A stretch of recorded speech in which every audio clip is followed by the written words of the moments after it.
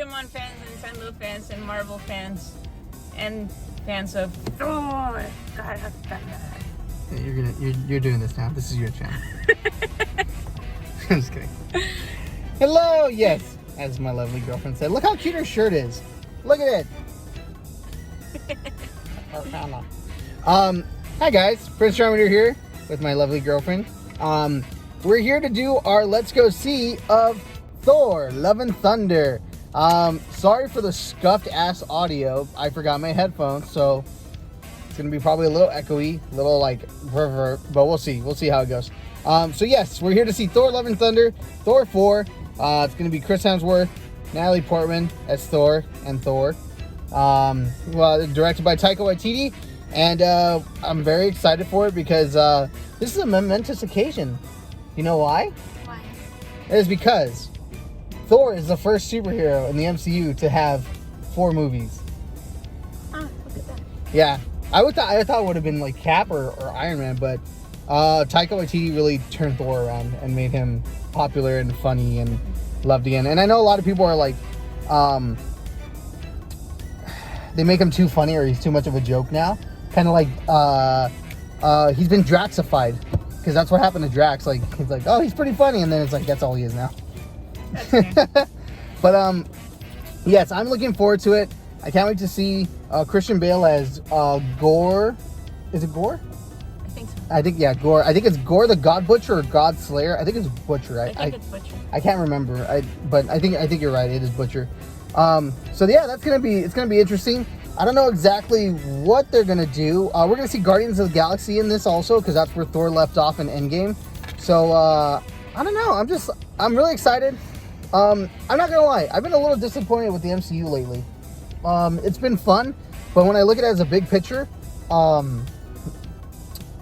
it's very disjointed. It's very disjointed and underwhelming. I was talking to my buddy Art about this at work. It's funny because, like, I feel like everybody's like on the still riding the high of Endgame because it was just so much fun and such a good like movie theater experience that now we're back to phase 1. We have to restart. We need to establish these new heroes and everything, and it's slow. Phase 1 was pretty slow. That's what I was gonna say. I feel like it feels disjointed because we're kind of like starting over. Yeah, we're taking the chess pieces out of the box right now, and that's why it's like, oh, it's kind of slow. And I know they've been experimenting. Like Eternals wasn't really that good. Multiverse of Madness is split down the middle with the fans. Everybody loves Spider-Man. I think Spider-Man set the bar really high for what people are expecting now. And they're expecting a million crossovers. Yeah. Like everyone to show up in every movie because Spider-Man did it, Endgame did it. So it's like, well, why can't we do that? And it's like, well, because if you do it all the time, then it loses its luster. But then it's like, I think with time people will understand that. And also the TV shows have been very like Kevin Feige said that they don't need to be the TV shows don't need to be essential viewing. But I think that's the problem. They need to be essential viewing, and they need to really tie in order for people to go and be excited to see the stuff that's in the theaters and what's on Disney Plus. So if they tighten the ship on the TV shows, I think that'll make up for like resetting the slate. If they just make it a little more interconnected. I mean, if we have reason to believe that Ms. Marvel's actually going to show up in the MCU, people might be more invested in Ms. Marvel. 2 of them that I pot that or like one that I know for sure that like everybody's like it didn't do as well on the ratings is Moon Knight, because it's like, well, when are we going to see Moon Knight again? We don't know. It feels like we could go see Thor, we could go see what's the next movie that's coming out? That's a wonderful question. I don't know what the next MCU movie is after Thor. Anyways, we'll see. Like even like we don't know what's coming out. We don't know is it gonna be Wakanda Forever? Is it Wakanda Forever? Is that? I mean, or I thought it was I think Ant-Man and Wakanda switched. Anyways, we're getting way off track, but it's still in the MCU. But see, this is what I'm saying. Like, I'm excited to see Thor because he's already established.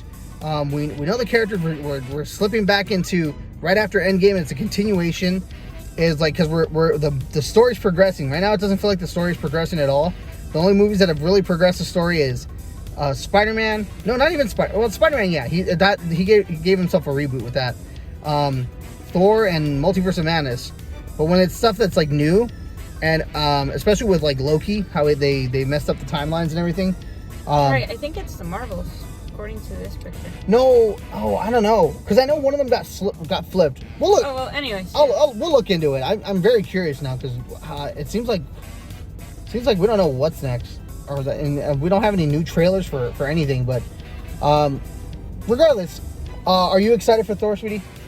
Yeah, I'm really excited that Natalie Portman's coming back to Thor, and I'm really excited to see her as Thor. Because, like, I feel like she's a really good actress, and I really like her. And if they had literally just had her in, like, a couple movies and then, like, gotten rid of her, that would have been kind of a waste of, like, having Natalie Portman. Yeah, Marvel has, like, a really big women and villain problem. It's like they bring in these women, and they just get rid of them. And that's it. And the same thing with the villains. Like, they do the villains one and done. But yeah, no, I'm a fan of Natalie Portman as well. I think she's going to do well. It's a shame that she was very, like, unceremoniously, like, written out of the MCU because of her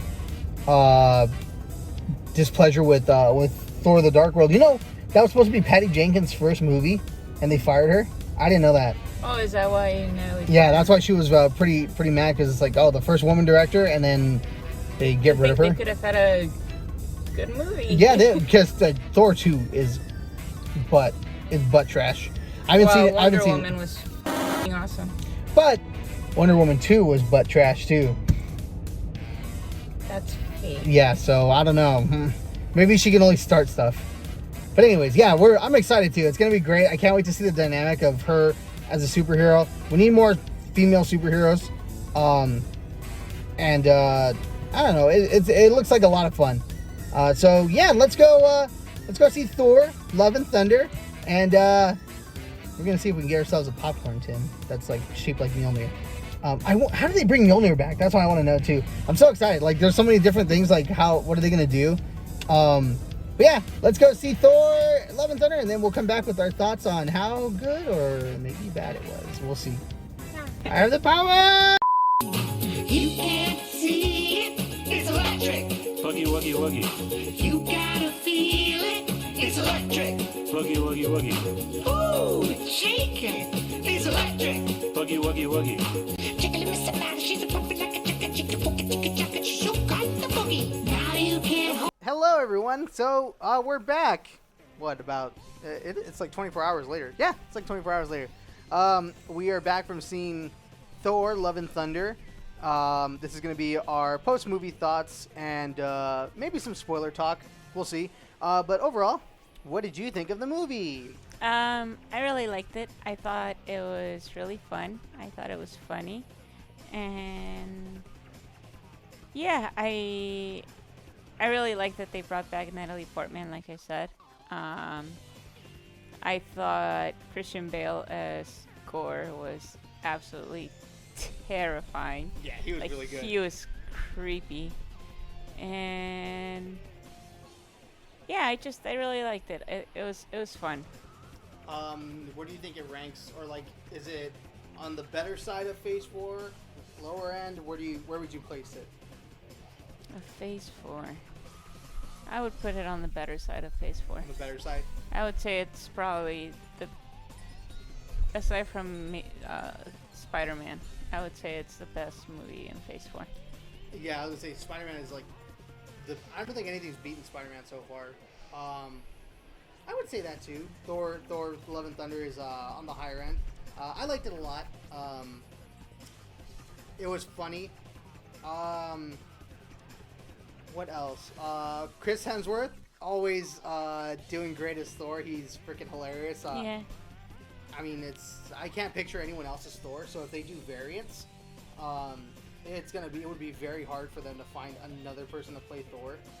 I feel like they would just do Chris Hemsworth again, and maybe he would go back to his like Thor 1 days and just be like, oh, hi, and Marty and Regal and stuff like that.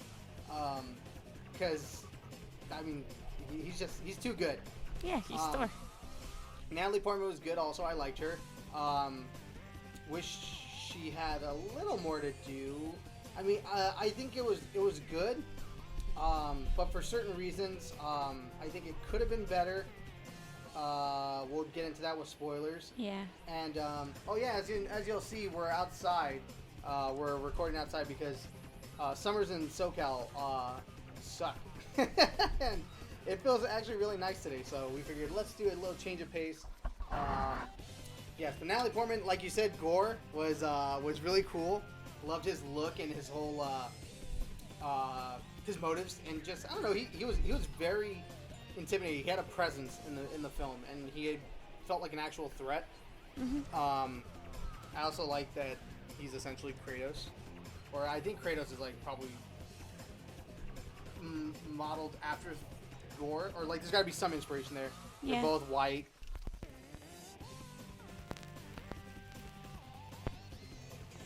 Is that a spoiler? I was just thinking that right now. So they're both white. That's the very first thing I thought of. And yeah, Christian Bale was really, really good. He looked like he was having a lot of fun doing it. And he stole the show whenever he was on screen. So a lot of the jokes landed. There was one joke that you definitely grew tired of, which I can totally understand. And yeah, they definitely run that joke into the ground, through the core of the earth, and then back out to China. That's how deep it goes. And then dove right back in and kept making holes in the earth. In by Earth's gravitational pull and ended up back in full circle. Yeah, it was bad. Yeah, but other than that, any negatives? Anything that you could that you want to say that is spoiler free? No, nothing that spoiler free is coming to mind. No. There is a kind of disjointed feel. The movie is very fast paced, and I feel like I don't know, it moves a little too fast.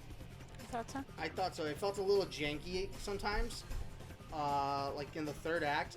They said Chris Hemsworth and Taika Waititi did a interview, and they were saying that there's like a 4-hour cut of this movie. And a lot, it's like Thor meets Monty Python, because I guess there was just so much ad-libbing and stuff. So I want Thor the Life of Korg. Yeah, I was trying to think of what the Snyder Cut version of it would be. The Waititi edition. Yeah, I guess so. But yes, I think it could have been a little bit longer because it's only like 2 hours. So there's that.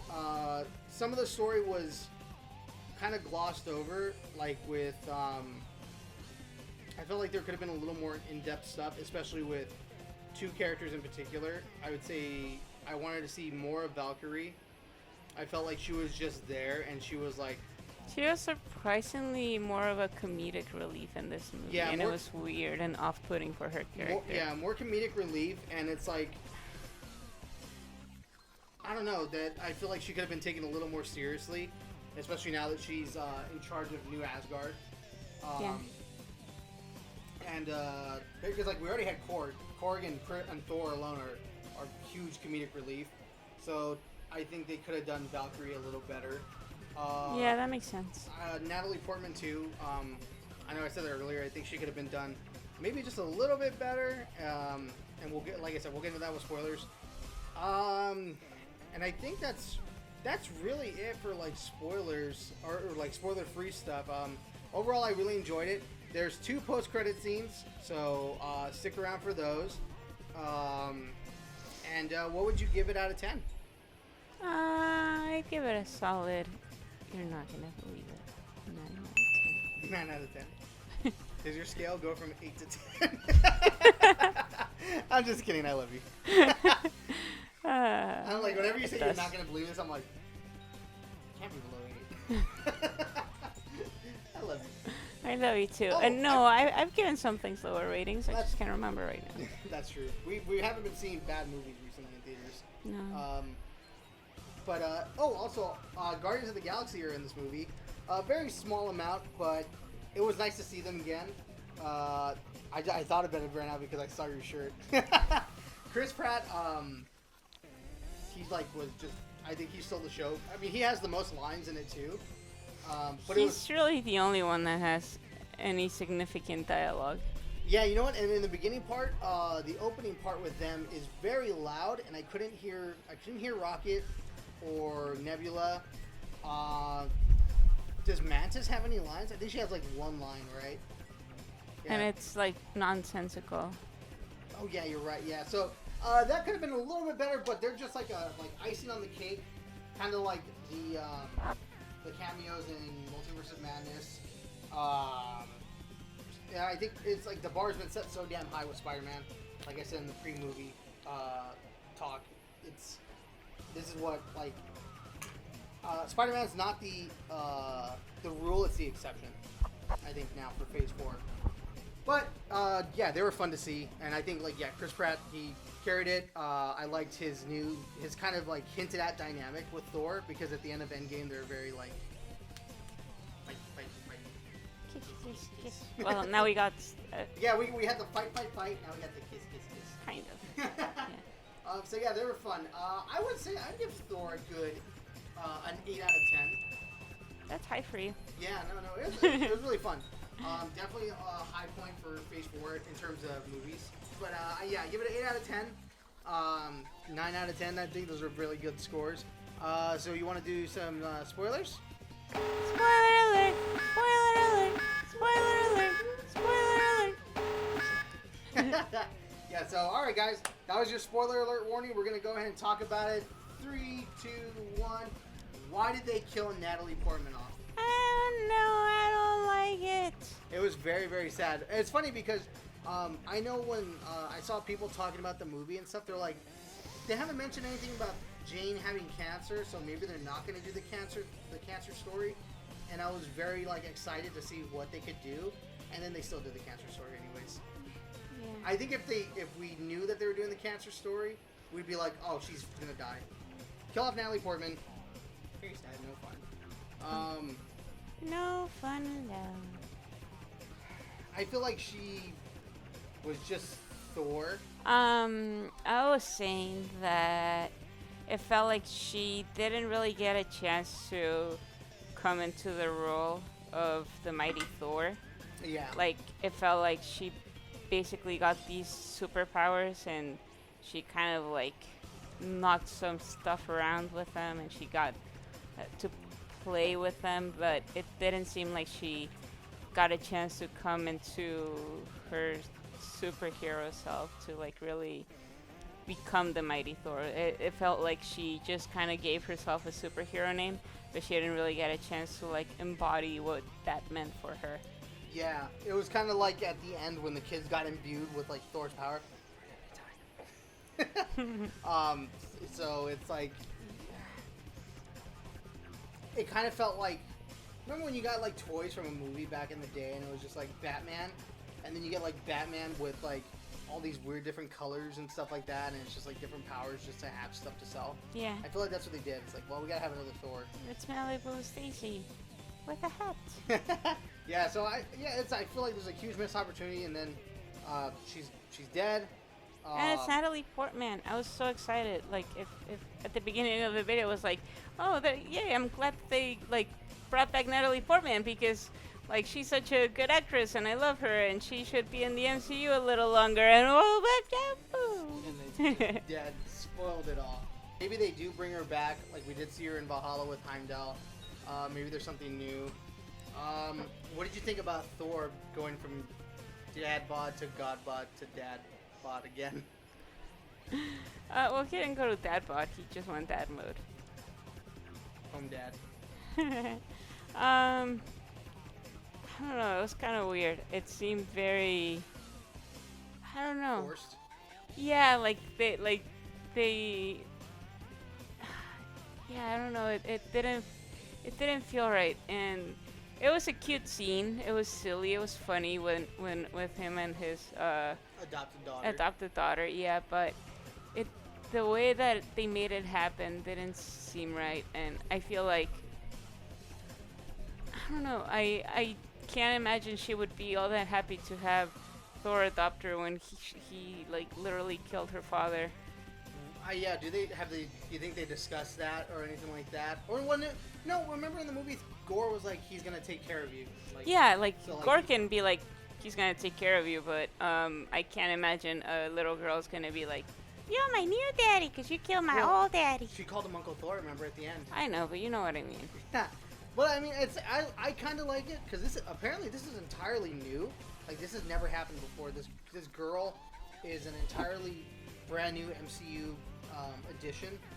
So it's I kind of like it because I thought that Thor was gonna settle down and we're gonna see like him being a dad, like very mundane, sitcom-esque. But it's like it's like they're going across the galaxy, helping and fighting and doing good. Yeah, like I want to see what they do with it. I'm just saying I don't know, the way it happened felt a little off. But then at the same time, maybe she doesn't know that Thor killed her dad. Now that I stop and think about it. Yeah. Also, is she the actual daughter brought back to life, or like is it the god Eternity? Because remember when she was walking towards Gore, like in the reflection, you could see her. Yeah. You could see the cosmic stuff that was essentially Eternity. That's weird. I wonder if that'll ever be addressed, or if they'll just gloss over like, it. do the powers come from the fact that she came from Eternity, or is it something that her people had? Is it something like, you know? I think it's Eternity, because like Gore didn't have any powers either. He was just a normal alien dude, but it was the Necro Sword that gave him the power. Yeah, so that the ending is very, very there's a lot to unravel. It's a very big change in the Thor story, and I wonder where they could go for Thor 5. The joke that ran into the ground that we were hinting at earlier was my God. The goats that you see in the trailer. All they do is scream at the top of their lungs for every little thing. It's pretty funny. I enjoyed it because I like stupid stuff like that. It was funny at first, like when they first show up, and I'm like, are those screaming goats? And then they come in with the the stupid goats. I'm like, haha, that's funny. And then like at some point they like scream again. I'm like, ha ha ha, the goats. And then they scream again. I'm like, yeah. And then by the 7th time, it's like, no. And then by the 4th time, I was like, okay. Like, yeah, those goats are very, very frequently in the movie. I also liked joke that was a recurring joke that was funny was the love triangle with Thor and Mjolnir and Stormbreaker. That was really funny too. That was actually pretty clever. I don't want to say enough. I don't want to say too much. But yeah, it was really funny because like if Stormbreaker is a very jealous girlfriend, but rightly so, honestly. Yeah, I think so. And you know what's funny? Like, I wonder if Thor left Stormbreaker alone, would it turn into another Groot? Because remember when at the beginning of the movie he places it in the tree and he's meditating and then he brings it up. It has roots. So like, would it grow into another Groot or would it just grow into a tree? That's a really interesting question because it did come from Groot, right? Yeah, I remember. Yeah. It's his arm. He broke yeah, out his own yeah. arm. Yeah, so that's a very interesting question. I wonder if that'll ever be addressed. Very unlikely. Yeah, probably not. I think it's just a sight gag. We're like, because it's made of a tree. What else? What else is there to discuss? Seeing the other gods was kind of cool. Gracie. Oh yeah, Zeus. Russell Crowe. He did pretty good. It's funny that like 30-something years ago, this guy was fucking the peak of like male fitness. He was in Gladiator, and now he's That's like... why when you were like, is that Russell Crowe? I'm like, I don't know. Like, there's no way. The face maybe looks a little bit like him, but yeah, I haven't really kept up with what he looks like. Yeah, no, but it's cool. I like that look for Zeus. It makes sense. Yeah. I was just like, oh, that is him. Yeah. Good for him. He embraced it, that bod. I thought that they actually did kill him when Thor took over his lightning bolt. Yeah, so did I. So, who has the lightning bolt now? Did we see it at the end of the movie once they finished? No, my assumption would be maybe Valkyrie Just holding on to it. kept it. Yeah. Yeah. What else?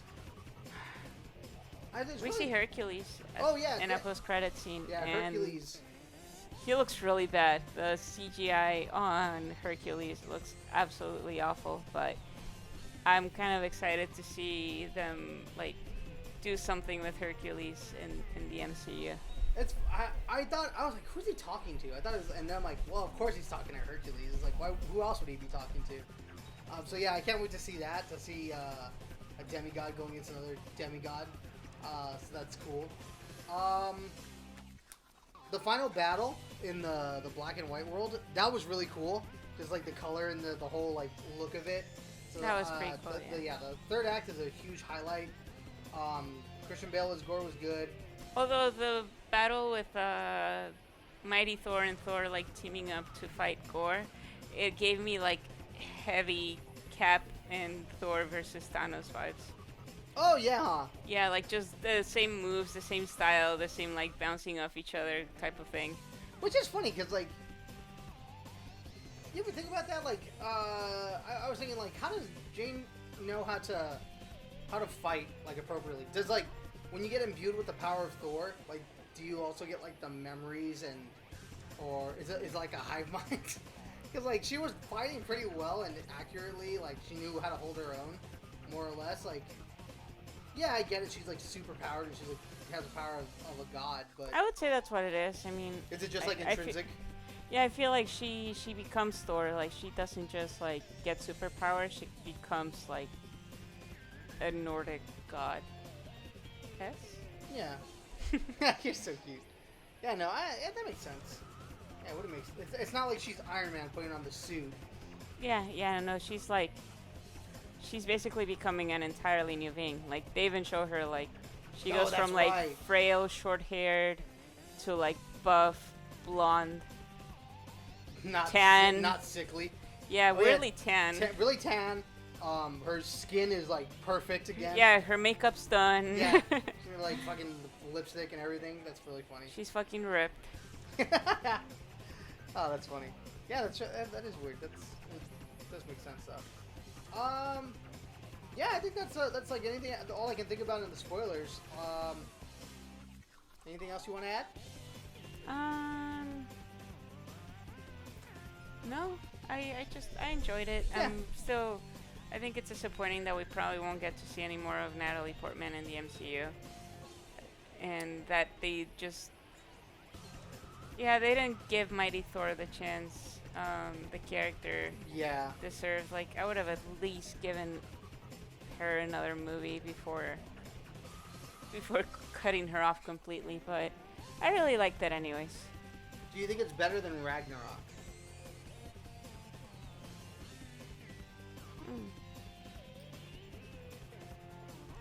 It's hard to say. There's some things that I like more, such as the fact that it has Natalie Portman. Thor felt a little less forced in this one than in Ragnarok, in my opinion. The comedy from him specifically felt a little less forced. But then they did my girl Valkyrie wrong by turning her into just a comedic prop. Yeah. She was basically female gore. The reason why I'm like, what was it? I asked like if it's better than Ragnarok is because they're very much like the same movie. There's like some of the same jokes, the same writing and directing style. We had the two plays with the Thor Ragnarok recounting. I forgot about that. That was pretty funny. Love and Thunder recounting Ragnarok and Odin and everything. That was really fun.